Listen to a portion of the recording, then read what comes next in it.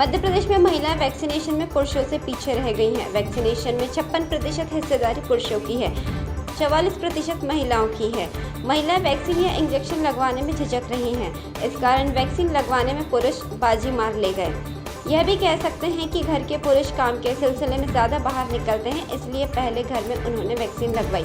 मध्य प्रदेश में कुल 3131 vaccination centre पर बीते 3 महीने में 1,12,76,844 लोग वैक्सीन यानी पहला डोज लगवा चुके हैं। इनमें से 62,97,690 पुरुष हैं, जबकि 49,77,081 महिलाएं हैं। इसके अलावा वैक्सीनेशन की दौड़ में 18+ वाले युवा सबसे तेज दौड़ रहे हैं।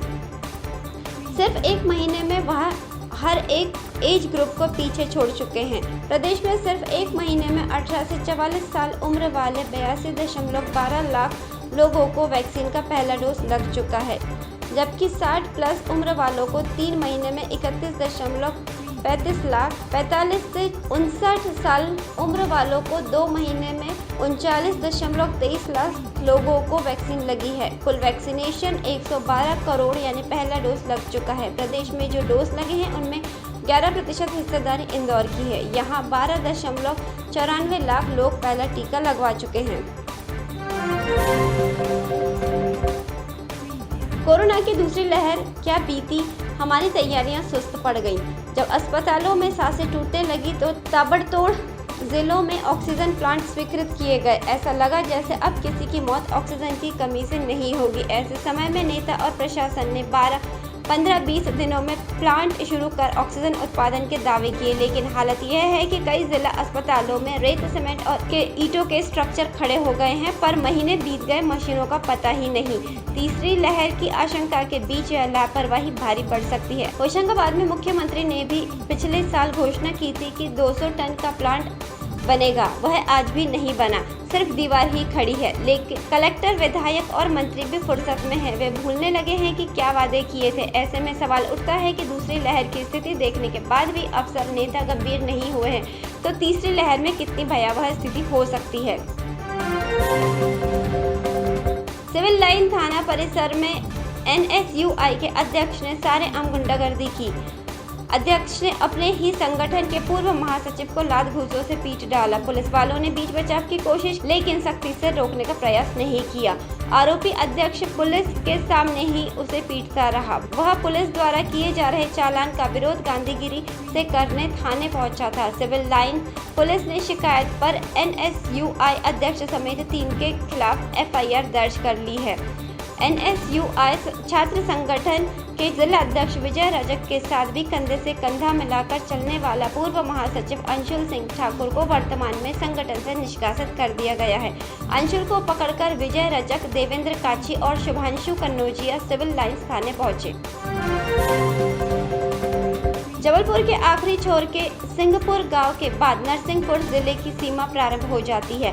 बेलखेड़ा कस्बे से गांव की दूरी महज 3 किलोमीटर है, लेकिन सड़क मार्ग से जुड़ने में इसे 74 साल लग गए हैं। आज़ादी के बाद पहली बार यहां रोड बनी, लेकिन बनते ही टूट गई और पुलिया धंस गई। 5 साल की गारंटी वाली इस रोड को देखकर ग्रामीणों के आंसू निकल आते हैं। कहते हैं कि कमर तक कीचड़ से निकलने का दंश झेले हैं। बीमार को खाट पर 3 किलोमीटर दूर बेलखेड़ा तक ले जाते हैं, तब कोई साधन मिल पाता था। सड़क बनने लगी तो हम खुश थे, लेकिन उन्हें क्या पता था कि बनते ही सड़क टूटने लगेगी। मध्य प्रदेश ग्रामीण विकास प्राधिकरण की ओर से मुख्यमंत्री सड़क योजना के तहत इसका निर्माण हुआ। ठेका मैकल कंस्ट्रक्शन कंपनी को मिला था। इस रोड को ठेका शर्त के अनुसार 25 अक्टूबर 2019 से शुरू होकर 1 साल में बननी थी, ऐसा बोर्ड भी लगा है, लेकिन रोड व पुलिया का निर्माण अप्रैल 2021 तक चला। उज्जैन के सरकारी अस्पताल चरक भवन में लापरवाही सामने आई है। यहाँ SNCU special new born care unit में भर्ती 8 दिन का मासूम वार्मर से जमीन पर पड़ा मिला। बच्चे के सिर पर चोट के निशान हैं। बच्चे को पीलिया होने के चलते वार्ड में भर्ती किया गया था। मामले में कलेक्टर ने जांच के आदेश दिए हैं। सरकारी अस्पताल चरक भवन में 28 मई को रीना रायकवार प्रसूत हुई थी। इसके बाद रीना 4 जून को अस्पताल से छुट्टी दे दी गई। घर पर ही मां ने बच्चे की आंखों में पीलापन देखने की बात कही तो फिर उसे अस्पताल में बच्चे को दिखाने पहुंची। यहां डॉक्टर ने बच्चे को पोलियो होने का अंदेशा जताकर SNCU वार्ड में भर्ती कर लिया। 6 जून को रात 9 बजे बच्चे को दूध पिलाने के लिए अनाउंसमेंट किया गया। इसके बाद बच्चे की मां रीना जब वार्ड पहुंची तो बच्चा वार्मर की जगह नीचे जमीन पर पड़ा मिला।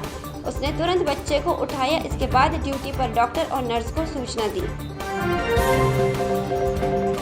मुख्यमंत्री शिवराज सिंह चौहान के नए विशेष कर्तव्यस्थ अधिकारी OSD तुषार पांचाल होंगे। इसके संबंध में सामान्य प्रशासन विभाग ने आदेश जारी कर दिए हैं। तुषार मुंबई के अंधेरी में रहने वाले हैं। बता दें कि तुषार पांचाल को संविदा के आधार पर नियुक्त किया गया है। तुषार पांचाल देश के नामी पब्लिक रिलेशन PR कंपनी चलाते हैं। वे प्रशांत किशोर की तरह पॉलिटिकल कंसल्टेंसी और वॉर रूम कम्युनिकेशन के एक्सपर्ट हैं। तुषार कार्यभार करने के दिन से आगामी आदेश तक मुख्यमंत्री कार्यालय में OSD रहेंगे। तुषार पांचाल 2015 से शिवराज सिंह चौहान का सोशल मीडिया संभाल रहे हैं। 2018 में चुनावी कैंपेन इन्हीं के हाथों में था। 18 महीने कमलनाथ के खिलाफ एग्रेसिव कैंपेन चलाया। CM का ट्विटर से लेकर सोशल मीडिया पर शिवराज की पब्लिसिटी की अहम भूमिका रही है। 2018 के चुनाव से पहले शिवराज की जन दर्शन यात्रा की बागडोर भी तुषार ने ही संभाली थी। सागर जिले में कोरोना वैक्सीन का टोटा है। वैक्सीन खत्म होने से टीकाकरण प्रभावित हुआ है। सुबह 11 बजे तक जिले में वैक्सीन पहुंचने की उम्मीद है, जिसके बाद टीकाकरण फिर से शुरू हो पाएगा। जिला टीकाकरण अधिकारी डॉक्टर RS रोशन ने बताया कि 8000 वैक्सीन थी जो खत्म हो गई है। वैक्सीन सुबह 11 बजे तक सागर पहुंचेगी। वैक्सीन कितनी आएगी इस संबंध में स्थिति स्पष्ट नहीं है। बता दें कि सागर जिले में वैक्सीनेशन किया गया है, लेकिन शाम तक वैक्सीन खत्म हो गई। इस कारण ड्राइव रन वैक्सीन सेंटर्स पर टीकाकरण नहीं हो पाया। इसके पहले रविवार को जिले में 14000 लोगों को टीका लगाया गया था। इस प्रकार जिले में कोरोना संक्रमण रोकने के लिए वैक्सीनेशन की रफ्तार बढ़ाई गई है, लेकिन वैक्सीन की कमी से परेशानी बनी हुई है। भिंड जिले की सीमा से इंटरस्टेट सीमा के लिए संचालित होने वाली बसों पर रोक लगी रहने का आदेश पुनः जारी किया गया है। यह आदेश मध्य प्रदेश परिवहन विभाग के वरिष्ठ अफसर की ओर से जिला परिवहन अधिकारी को दिया गया है। इस आदेश से सीधे तौर पर छत्तीसगढ़, महाराष्ट्र, राजस्थान और उत्तर प्रदेश के यात्री सबसे ज्यादा प्रभावित होंगे। यह आदेश 7 जून से 15 जून तक के लिए लागू रहेगा। प्रदेश सरकार ने भिंड शहर सहित अन्य शहरों को कोविड संक्रमण के वायरस से बचाने के लिए यह कदम उठाया है। हालांकि बीते दिनों लॉकडाउन में राहत के बाद भी बसों के संचालन में कोई छूट नहीं दी गई है।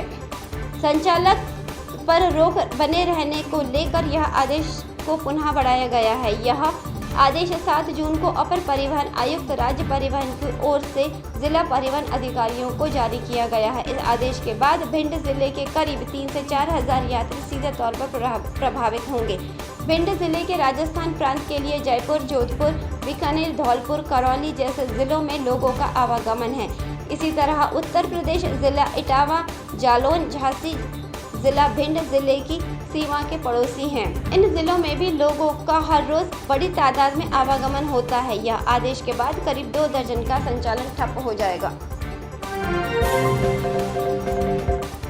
मध्य प्रदेश में मूंग और उड़द फसल की सरकारी खरीदी 15 जून से शुरू होगी, जिसके लिए किसान पंजीयन आज से शुरू होंगे। पंजीयन की व्यवस्था ऑनलाइन और ऑफलाइन होगी। किसान सेवा सहकारी समितियों के माध्यम से पंजीयन करा सकेंगे। किसान पंजीयन ऐप और ई-उपार्जन किसान ऐप से भी पंजीयन कराया जा सकेगा। मध्य प्रदेश के 25 जिलों में मूंग और 12 जिलों में उड़द फसल की खरीदी 15 जून से होनी है।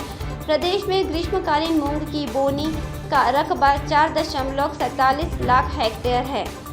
यहाँ 6.56 लाख मीट्रिक टन पैदावार का अनुमान है। वहीं 2.08 लाख हेक्टेयर रकबे में होशंगाबाद में मूंग बोई गई है, जो देश में सबसे ज़्यादा मूंग उत्पादक वाला जिला है। नर्मदापुरम संभाग कृषि विभाग के प्रभारी संयुक्त संचालक जितेंद्र सिंह ने बताया कि गेहूं पंजीयन के लिए पहले से जारी आदेश के अनुसार ही पंजीयन व्यवस्था समिति स्तर पर और ऐप के जरिए होगी। राजधानी में दिन भर उमस से परेशान लोगों को रात में राहत मिल गई। रात करीब 7:30 बजे भोपाल के कई इलाकों में गरज चमक के साथ तेज बारिश शुरू हो गई। तेज हवाएं चलने से कई जगह बिजली भी गुल हो गई। इससे तापमान में भी गिरावट दर्ज की गई। भोपाल शहर में आधे घंटे में 14.5 मिलीमीटर और भोपाल में 6.2 मिलीमीटर बारिश दर्ज की गई। इसके अलावा छिंदवाड़ा, शाजापुर, मंदसौर और सागर जिले के खुर्रई में भी बारिश हुई। अन्य जगह मौसम सामान्य रहा। मौसम वैज्ञानिक पी.के. शाह ने बताया कि यह अचानक बारिश नहीं है। हम लगातार हल्की या मध्यम बारिश की संभावना जता रहे हैं। प्री मानसून गतिविधि प्रदेश में चल रही है। पिछले एक सप्ताह से लगातार बारिश हो रही है, जिससे नदी और नालों में पानी भर जाता है। इसके ऊपर बारिश होने से बाढ़ जैसी स्थिति निर्मित हो जाती है। यह गतिविधियां प्रदेश में मानसून आने तक चलती हैं।